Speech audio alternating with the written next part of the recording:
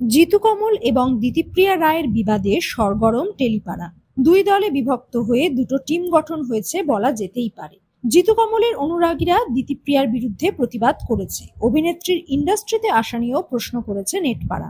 অনেকেই বলছেন সবকিছু সামলাতে না পারলে উনি অভিনয় জগতে এলেন কেন, মায়ের সঙ্গে শুটিং এ আসেন কেন, এটা কি স্কুল নাকি? চুপ নেই দিতিপ্রিয়ার সাপোর্টাররাও, তারাও সুর চড়িয়েছেন ছোট পর্দার আর্যর বিরুদ্ধে।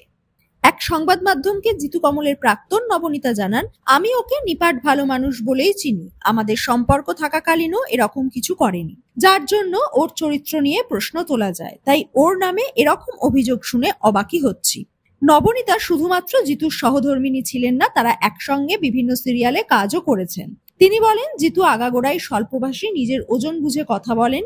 জিতু সেটে খুবই কম কথা বলতেন, ওর ব্যক্তিত্বই সেরকম নয়, ওর বেশিরভাগ সময় নিজের মতো থাকে। তবে ওর রসবোধ খুব সূক্ষ্ম, কিন্তু তা বলে বেশি কথা বলে সেটা বোঝানোর দরকার হয় না।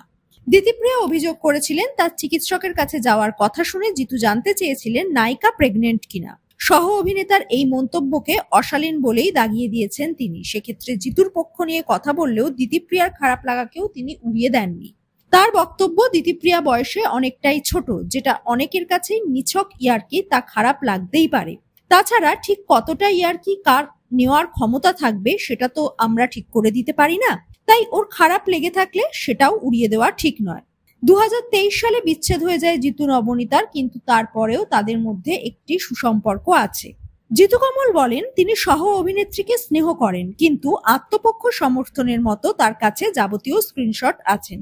তিনি বলেন, নেহাতি বাচ্চা মেয়ে, তাই এরকমটা করে ফেলেছে, সঠিক সময়ে আসুক, আমিও এর জবাব দেব। সহ অভিনেত্রীর সঙ্গে ঠাট্টাই আর কি করাই যায়, ও বাচ্চা মেয়ে, তাই বুঝতে পারেনি। তার কথায় নিজের বুদ্ধিতে নয়, বরং কারোর প্ররোচনাতেই তার বিরোধিতা করেছেন অভিনেত্রী। সেই ফেসবুক পোস্টে তিনি লেখেন, সব শেষে বলি, ভিকটিম কার্ড খেলাটা আমাদের সমাজে প্রথম নয়, অনেক উদাহরণ আছে, কিন্তু এই মেয়েটির কোনো দোষ নেই, মেয়েটি নিরাপরাধ। এই মেয়েটিকে পিছন থেকে প্রবঞ্চনা দেয়া হচ্ছে, যারা দিচ্ছে তারা কিন্তু এই মেয়েটির বিপদে পাশে দাঁড়াবে না।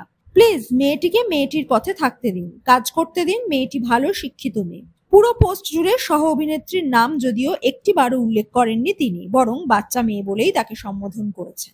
এর মধ্যে কারোর আশঙ্কা, তাদের বাদানুবাদে কি বন্ধ হয়ে যাবে চিরদিনই তুমি যে আমার?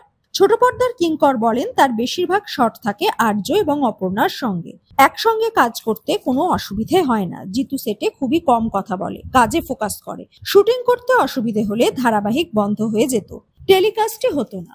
এখনো শুটিং হচ্ছে, তবে এর জেরে সিরিয়ালে কোনো প্রভাব পড়বে কিনা তা এখনো অজানা।